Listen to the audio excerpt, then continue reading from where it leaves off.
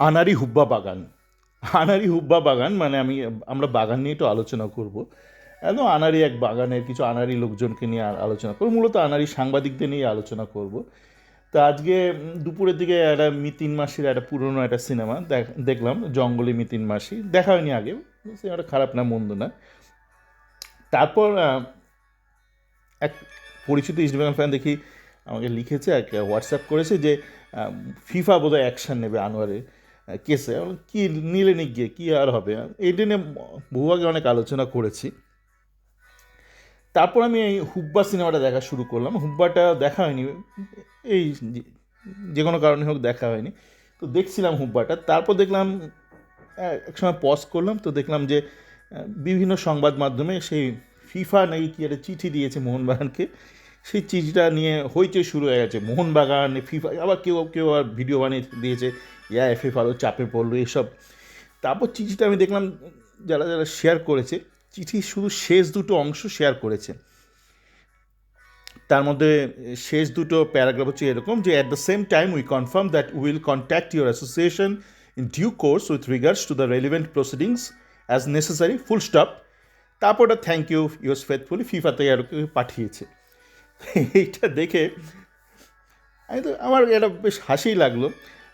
তারপর আমি কিছু অডিও করছিলাম না, তো আমার ইউএসএ থাকা এক খুব পরিচিত ইসমাইল ফ্যান, যে খুব লেখে এবং যথেষ্ট বিচক্ষণ ব্যক্তি, সে বললো, সে সরাসরি আমার চ্যাট ফোনে জিজ্ঞেস করে চিঠির প্রথম অংশটা কোথায়।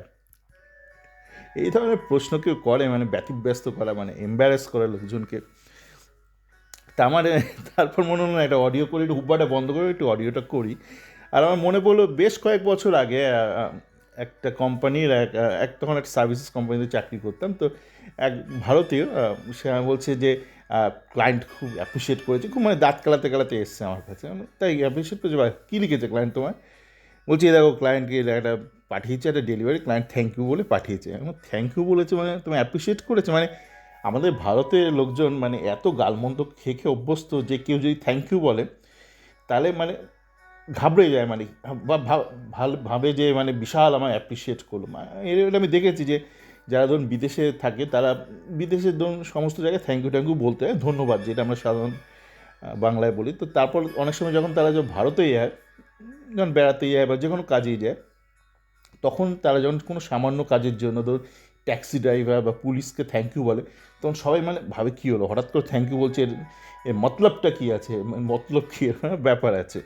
তো থ্যাংক ইউ ইয়োর্স ফেথফুলি একটা চিঠির উত্তর দিয়েছে। এই অংশটা শুনেই ভাবছি বা বিশাল কাজ করেছে। কিন্তু আপনারা যদি দেখেন যে প্রথম চিঠির প্রথম অংশটা কিন্তু শেয়ার করেনি, সুপার জায়ান্ট থেকে মিডিয়াকে দেয়নি, এবং প্রত্যেকটা মিডিয়া যারা শেয়ার করছে ওই লাস্টের দুটো প্যারাগ্রাফই শেয়ার করছে। এবং আপনি যদি দেখেন যে সেকেন্ড লাস্ট প্যারাগ্রাফটা শুরু হচ্ছে কী করে, at the same time we can confirm, মানে ব্যাপারটা আমি সহজ বাংলায় বলছি, মানে এই শেষ অংশটা, প্রথম অংশটা তারপর আমরা একটু অনুমান করব।